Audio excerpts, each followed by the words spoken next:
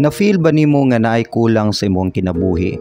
Nagapaningkamot ka pero murag kulang gihapon, namang kay relationships pero murag dili ka satisfied. Na kay family nga ginaulian pero murag feeling nimo bakante gihapon ang imong emotion. Naaba kay kwarta pero para nimo murag dili gihapon ka makontento. Namo neto pagisgutan karon, welcome sa atong daily devotional. May buntag gini si Pastor John Encargues. If you have your Bibles, please open your Bible dinhita sa Isaiah chapter 55 verse 1 and verse 2. Who everyone that thirsteth, come ye to the waters, and he that hath no money, come ye, buy and eat. Yeah, come, buy wine and milk without money and without price.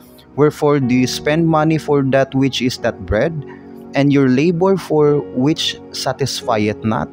Hearken diligently unto me, and eat ye that which is good, and let your soul delight itself in fatness. Nang Ginoo magapanalangin sa iyang mga pulong, no? Now, siguro nagtingala ka, nganong namay murag something missing sa imong life. Kulang man gihapon ang imuhang kinabuhi. Natingala ka, siguro gikapoy na ka si kag paningkamot, nipalit kag bag-o nga mga gamit atong December, nipalit kag bag-o nga mga sakyanan siguro, nakay kwarta nga makapalit ka sa imong gusto, pero nganong murag bakante gihapon imong life, murag empty gihapon imuhang kinabuhi.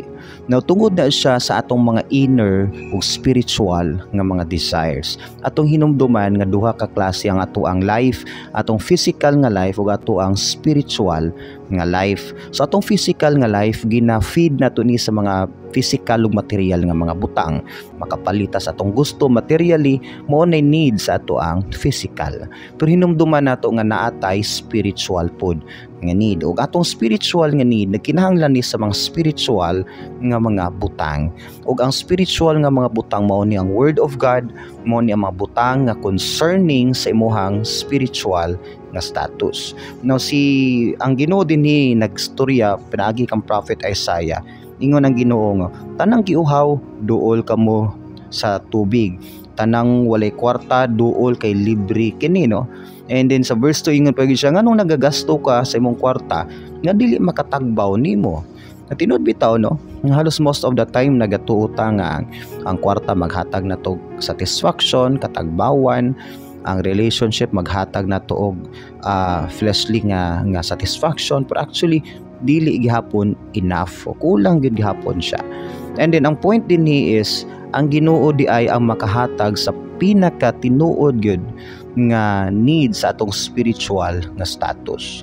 Gani mo ni pinaka-importante nga part sa ato ang kinabuhi, no?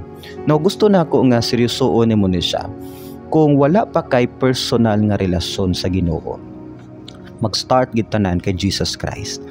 Kung gusto ka moduol sa Ginoo, moduol sa Dios, mag-start tanan kay Jesus Christ. Si Jesus Christ magud ang unag yung tikanganan, unang unang dalan, ang nag-inusara nga pultahan pabalik sa amahan. Ingon niya sa John 14:6, I am the way, the truth, and the life. Sure ginawa na lain gyud, the way, the truth, and the life. Ingon siya, no one can comes to the Father except through me. So mag-start tanan kay Jesus Christ. O say pasabot na ako, mag-start ni sa isa ka personal nga relationship kay Jesus Christ. O say pasabot ng personal nga relationship kay Christ. Kana bang si Christ na nimo, ikaw na kay Jesus Christ. Hinumdumi nga dili tanang tao na ay relasyon na sa Ginoo.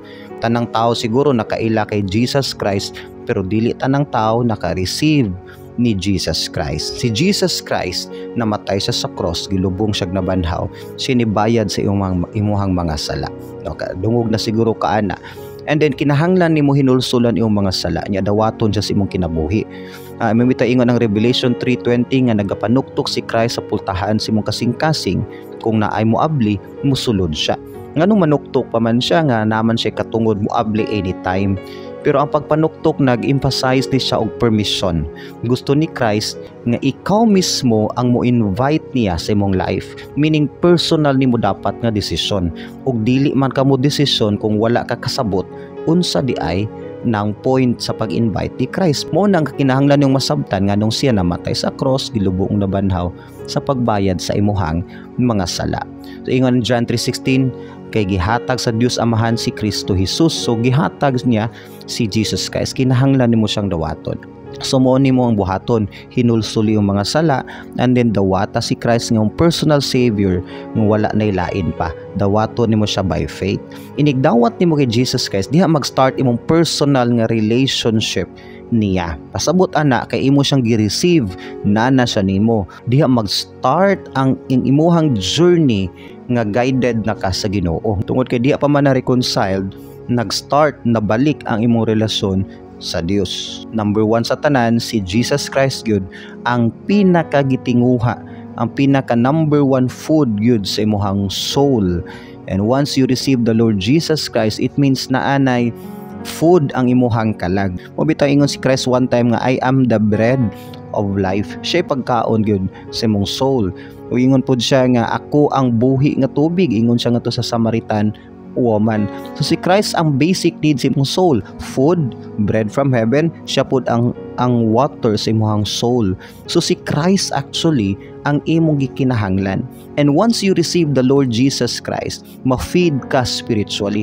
Ug dili lang ka once niya feed, regularly iyang ihatag ang mga spiritual nga needs sa imong soul, hangtod nga diha ka hinay-hinay makasabot nga naanay sense of satisfaction imong life.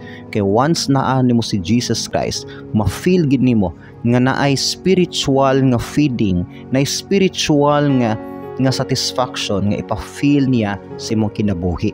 O once na naka kay Jesus Christ, nanay chance nga hinay-hinay nimo maangkon yun ang mga gipangita sa imuhang spirituhanon nga kahimtang.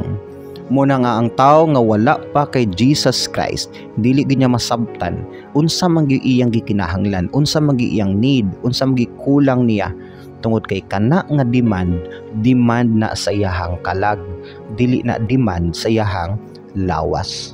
So higala igsuon i-secure imong relationship kay Jesus Christ. Hinulsuli imong mga sala. Tuohi siya nga namatay siya sa cross, yan ibayad sa imong mga sala. Og invite siya sa imong life by faith. Lord, gusto ti ka nga mosulod sa akong kinabuhi. Tuuhan ti ka nga personal ti ka nga Savior. Let's pray. Father in heaven, thank you Lord sa imong reminder. Lord, i-bless ang naminaw karon Ginoo sa imong message. Tagay siya repentant heart, tagay siya realization, unta Ginoo, taganyag time sa iyang life nga i-receive si Christ sa iyang life nga personal niya nga Savior. Unta Ginoo, daghan ang makadawat og personal nga relationship kay Jesus Christ. Aron Lord, daghan ang makadawat og tinuod nga satisfaction sa ilang soul. In Jesus name, amen and amen.